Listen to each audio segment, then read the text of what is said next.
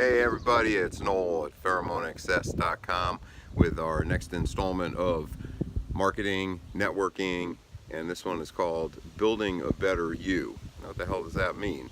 Well, marketing is all about positioning something in front of someone that you think they'll perhaps desire based on its attributes, qualities, and so on.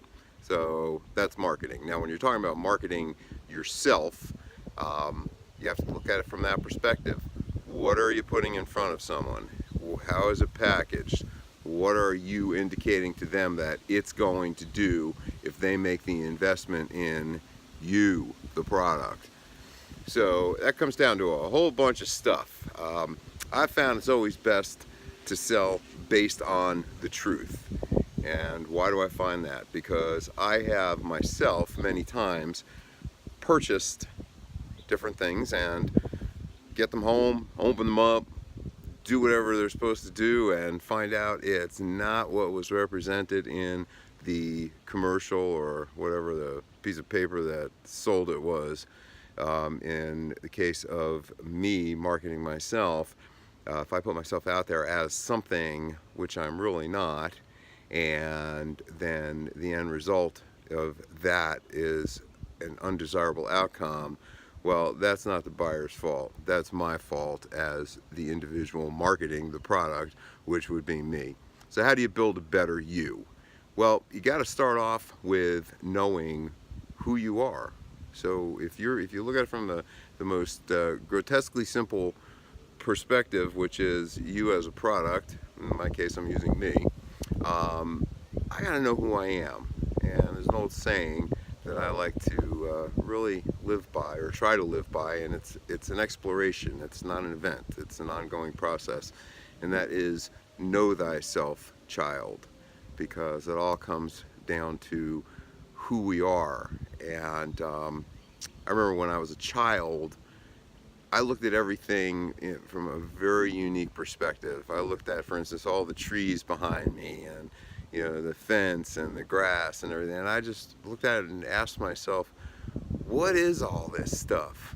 And where did it come from? And what does it do? And I didn't really necessarily have any preconceived notions or ideas. I was too young. I was too little. I was too innocent to what things were. And I really never really questioned who I was in the scheme of things, because I was there and I was me and I was observing all this cool stuff around me, and I was just constantly asking myself, like, what is all this stuff? So there's never really room for me to question who I was. And then I kind of got older and went through life, and life taught me to use comparative analysis. So basically learn something and then compare everything else against it moving forward. Well, that led me to an interesting conundrum, because one day when I was about 5, and yes, I remember that even though it was a little while ago, I remember clearly walking down the street, and it was the middle of the day. It was a beautiful summer day, nice and sunny like it is today, although it was warmer today. It's a little chilly. But I remember walking down the street and thinking to myself, God, I am so bored. None of my friends are around. Nobody's home. I mean, there was literally no cars and no people, and just me walking down the street toward my house. And I thought to myself for a second, I said, you really can't ever be doing nothing. Now, I know that may sound stupid, and it probably is. To me, it was a revelation at 5. But at any rate, I moved on and I walked along, and I looked at this tree standing there in the little median between the sidewalk rather, and the street. And it was in the grass median there. And I remember looking at the tree going, now the tree's really not doing anything. The tree's just sitting there being a tree. And so I walked up to the tree and I looked at it, and then I looked up beyond and like the far off, and but beyond my house, and there was this big ridge, this hill, and it had all these trees on it. I remember just looking at them as trees. It was just a big hill of trees, right? Yeah, trees are trees. They're all the same. You've seen one, you've seen them all. So I walked up to this little tree in the median, and I looked at it really close, and I looked in all the little cracks and crevices in the bark. And I realized that there were these ants in there, and these ants were going up and down. They had things in their little claw-like beaky things, and I'm not an entomologist, so forgive me for the lack of scientific terminology. But I was fascinated because then I realized there were all kinds of other insects in there, and there was a whole world going on in that tree. And I thought for a second, I looked up at all the other trees on the ridge, and I all of a sudden realized an incredible expansion of my universe. Literally, my universe multiplied exponentially at that moment in time with respect to my perspective on trees. And I no longer looked at the hill with all the trees on it as just a hill full of trees and trees a tree. I realized there must be a universe of other things and other creatures on or in every one of those trees, and that every one of them was absolutely singularly unique unto itself. And that's some pretty heavy thought, I guess, for a 5-year-old, but it's true and it happened, and I never forgot that, and I carried that through with me through the rest of my life. And it really helped me to understand every time I looked up at the night sky and saw the billions and billions upon trillions and quadrillions of stars and galaxies and, you know, potentially other universes, where some would go like, God, I'm so small and insignificant. And I looked at it and I said, you know, no, it's not that. I look at that and I think to myself, well, I am singularly unique in the entirety of this universe. There is not another me anywhere. So it really is about me, my life. It's not about what they tell me I'm supposed to be, what I think they think I should be. It's really about who I am. And let me take that same look at myself as I did with that tree, and let me see what's going on in my grooves and my channels, and spiritually speaking and emotionally speaking and mentally speaking. And if I find things that I don't like and don't care for, that are perhaps not becoming of who I really am, I can simply discard those actions. I can discard those things because they're not me. They are things that I was doing. They were actions I was taking. They were words I was saying and using, or perhaps not. Perhaps I need to expand my vocabulary to really meet my own expectations of me.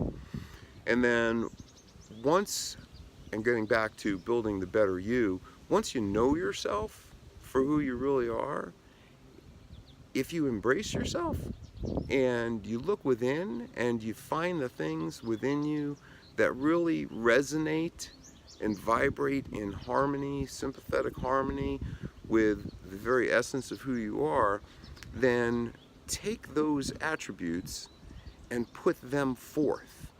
And where necessary, focus on them and focus them outward into an environment, into a group of other people, and you will find yourself suddenly being a light, which others who may either have a deficiency in that area are drawn to, or perhaps are the ones who are associating themselves with what they believe they're supposed to be rather than who they actually really truly are. And once you do that, you can amplify that as well. You can take those attributes and focus them outwardly and then amplify them. And there's many ways to amplify them. Like you can wear your shirt with your collar up like this. I just do it because it's comfortable. I wear my hat back because I don't want it blocking my view of the camera right now and the backdrop, which I can see in my little screen. And if the sun's in my eyes, I flip my hat around. I'm from the Jersey Shore. Is this something that a lot of other people do on the Jersey Shore? Yeah. And am I following them? There's nothing wrong with following examples who others set that help to focus and amplify your attributes. Am I pretending to be something that I'm not? I gave that shit up a long time ago.